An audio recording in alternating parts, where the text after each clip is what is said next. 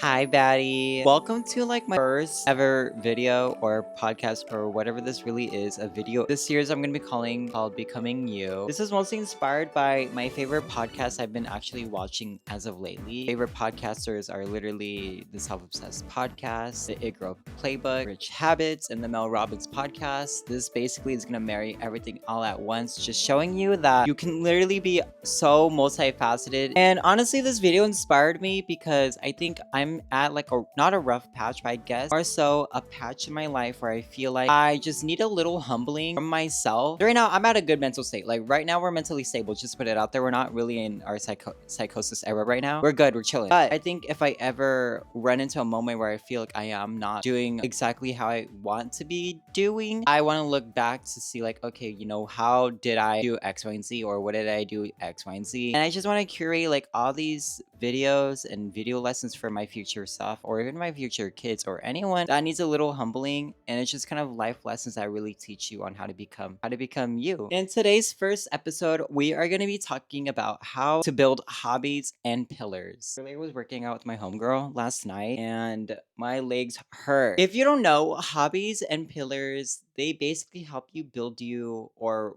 make you a well-rounded person. And in the words of my old boss before, she had told me that you balance a lot of hats. Sometimes you're gonna have to take off one hat and put on another. You're gonna have a lot of things in life and you're not chained to one singular thing. Just like me, of course, we already know I'm a hottie that loves social media and that always looks good 24/7. With that being said, I'm more than just someone who loves social media. I have other things too. I'm a cat parent. I love fashion. I also love skincare. I am just very multifaceted as well. So I'm not just a singular thing. And that's how you should define yourself as well. Now, we're going to look up the definition of what a hobby is because I feel like if we actually have a textbook definition, and I find that using this and understanding the core root of it helps us understand what the fuck it means. So, hobby is a noun, and the definition of a hobby is that it's an activity done regularly in one's leisure time for pleasure. For example, in a way to use it in a sentence is that her hobbies are reading and gardening. Now we have that defined. What does it really mean? But if you know what a connotation or denotation means, connotation basically means it's like kind of slang or a version of how you interpret the word, while denotation is the actual textbook definition of a word. So in my opinion, a hobby is something that you do that sets you apart from other people, whether it's something that's a downtime or something that makes you kind of really take a break from life. Having a hobby usually is separated into different categories. Obviously, you can have one hobby or you can have multiple. I know rich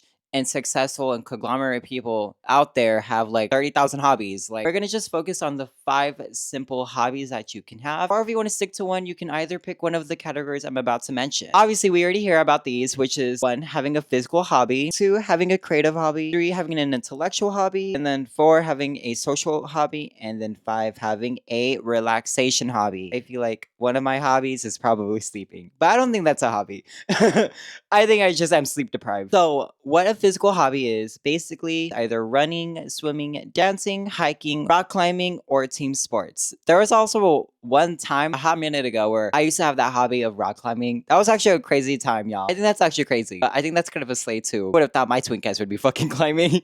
The second one is a creative hobby. Include painting, drawing, writing, photography, playing a musical instrument, knitting, and pottery. And this is one of the things that people typically have, whether it's crocheting, knitting, even photography too. When you think like it's not a hobby, probably is a hobby, y'all. If you're finding downtime with this, it's probably a hobby. So intellectual hobbies, they include reading, coding, learning a new language, chess, puzzles, and attending lectures. Who would have thought me going to class was a hobby? That's actually crazy. Well, I say this now, but I actually graduated of May 2024. So a social hobby basically includes joining a club, volunteering, board games, or attending workshops. Another one is a relaxation. So what are relaxation hobbies? Literally meditating, gardening, yoga, bird watching, and journaling. And that kind of just bleeds into like what a pillar is. On top of that, what is a pillar? Basically, pillars are similar to hobbies, but they're things that you rely on when one pillar falls apart. And I keep talking about pillars towards my friends or with my friends. Think of as an example of Riley's Islands in the movie Inside Out. This is who you are as a person. It's your cores, it's your beliefs, it's something that makes you who you are. If you want to think of like, school, going to college, going to high school, going to X, Y, and Z, those could be cores of who you are. What is a pillar and why do we need it? We need these pillars because if one pillar falls down, and as you can tell in Riley, you can tell in the movie Inside Out, when Riley's island started to fall apart, she started losing her sense of identity. And that's what happens to you as a person. For example, there was a rough patch in my life where I started to feel like that, where when social media wasn't starting to feel like a career, it was more so feeling like a slap in the face, actually. And then when I also lost a part of my identity, aka graduating from college, you can probably go back to a couple of videos and you can tell about why graduating sucked. But I will say that it does get better. You just have to keep holding strong and we all can figure it out together. It's important to recognize that when you are falling apart, that you need to rely on. And there was this one YouTuber or TikToker, she did such a great example about pillars. Or what do you do when life falls apart? This is 30 Lessons by 30. Lesson number 3.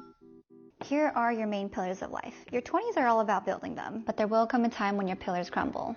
When one falls, you lean on the others. But if 2 fall, it'll feel like everything you once knew has betrayed you. Look, when I was a sweaty techie, I poured all my identity into work, and my work life started to break. At the same time, I went through a horrific breakup, which of course ruins this, and I didn't have enough pillars to lean on. But remember, when things fall apart, it's a chance for new beginnings. So first, acknowledge it's okay to not be okay. Second, ask for help. Call work off, ask your friends to support you, call your parents. Next, be gentle with yourself. You are healing, let yourself feel the feelings, and treat yourself as if you're your own best friend.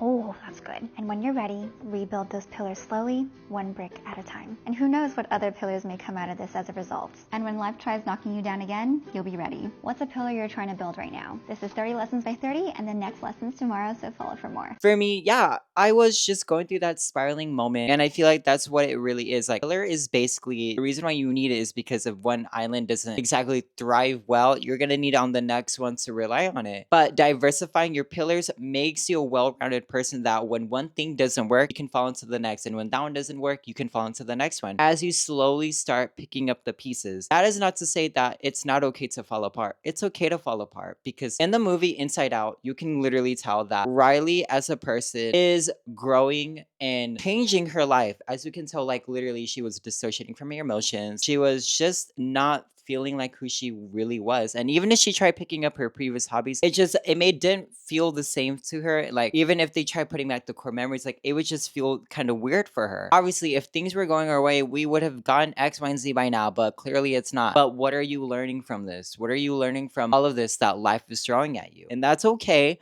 It's okay to cry. It's okay to be like that, like sometimes you just gotta spiral in order to enter your hot girl era. And that's what it really is, y'all. Hobby serves as something that can literally either boost your pillars or create a new pillar. But building other things such as other hobbies can help you explore yourself and find out the things that you like and what other opportunities help you explore yourself. For example, a lot of people that I know that tend to be very adventurous, they love exploring new trips, they love booking trips, and they love doing all this. They love exploring new cities. So in a way, this kind of just marries the both of them together. How to find hobbies? I think this is such a fun question because I love trying new things and finding out things that I like and I don't like. For example, rock climbing. That's something I definitely like. Wish I had the stamina, that's for real.